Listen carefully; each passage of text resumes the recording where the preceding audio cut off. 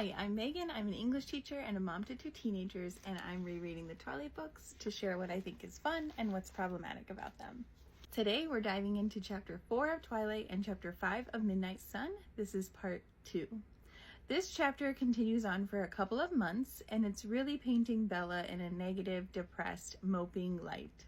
First, Bella is now dreaming about Edward every night, which goes nicely with her obsession of him. This continues into the daylight hours, where she's constantly watching him and admits that she has been since the very beginning. It also says, "No one else was as aware of Edward as I always was. No one watched him the way I did. How pitiful."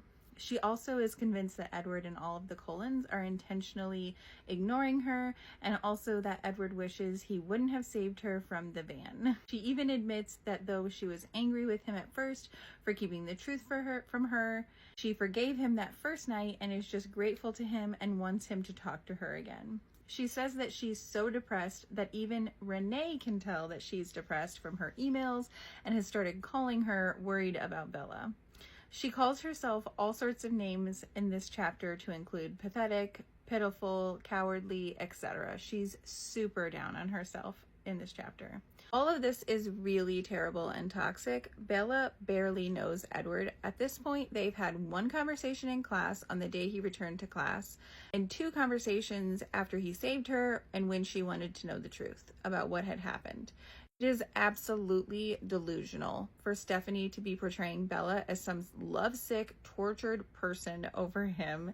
It makes no logical sense to have her acting like this, and to portray her this way with zero explanation or reason is teaching teenagers, particularly teenage girls, that this is what love looks like. But newsflash, this is not what love looks like. This is maybe infatuation. This is maybe obsession.